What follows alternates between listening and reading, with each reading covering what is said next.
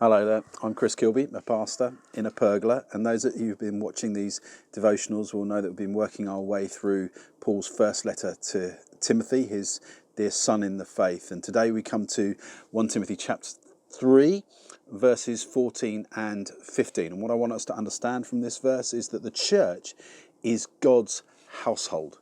God's household. Let me just read you the verses. Paul writes this: "Although I hope to come to you soon, I'm writing you these instructions so that if I'm delayed, you'll know how people ought to conduct themselves in God's household, which is the church of the living God, the pillar and foundation of the truth." You know, there's a big difference between a house and a household.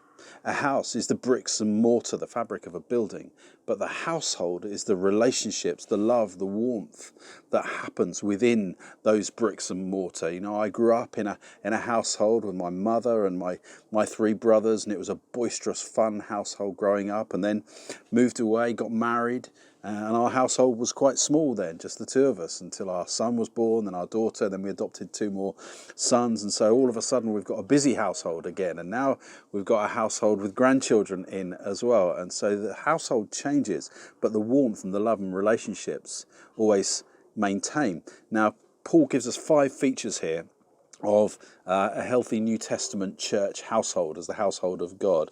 The first one of those is warm relationships. So Paul says, I hope to come to you soon. He's got this desire to be there. You can see he wants to be with them. It's because he loves them. Second thing is there's clear communication.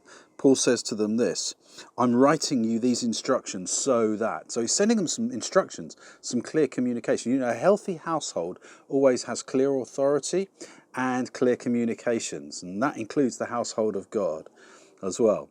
The third feature you'll notice about the household of God is that there's something important about their behaviour together. Paul says he's writing these things so that people know how they ought to conduct themselves in the household of God.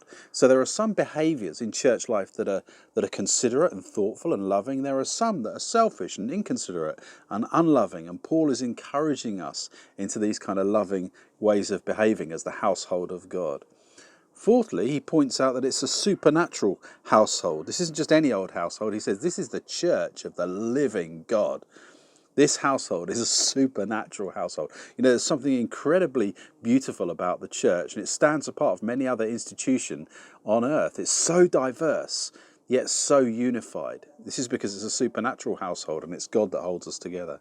And finally, Paul says this household is a pillar and a foundation of the truth. Now, pillars hold up the roof.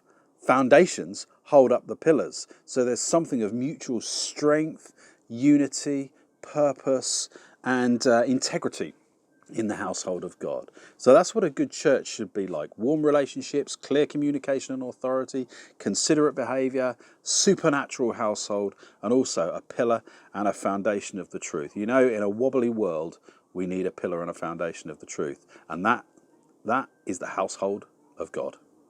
I'm Chris Kilby, a pastor in a pergola, and that was today's bite-sized Bible from 1 Timothy chapter 3, verses 14 and 15. See you next time.